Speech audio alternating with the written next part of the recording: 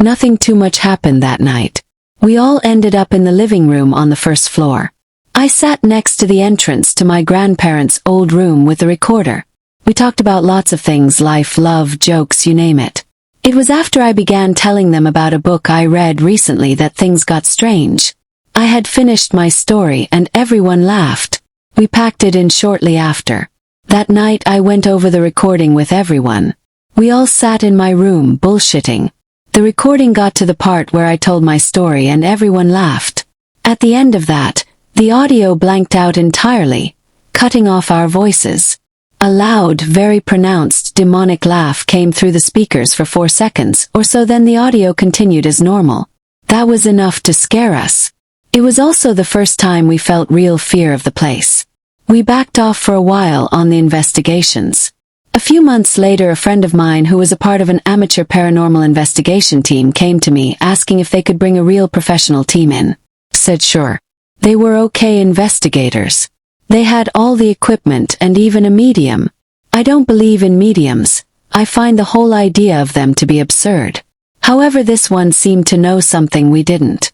They all went to the parts of the house they wanted to look into. I for some reason felt drawn to the basement. Stupidly, I went alone. I stood at the base of the stairs staring into the darkness, wondering why I felt drawn here. A few investigators came down to find me. We decided to have an EVP session down there. I decided to go back to the farthest corner of the basement, which you had to crawl over junk to get to. As I sat there, everyone decided to leave. I sat alone for some time listening to them upstairs, and then I heard something else.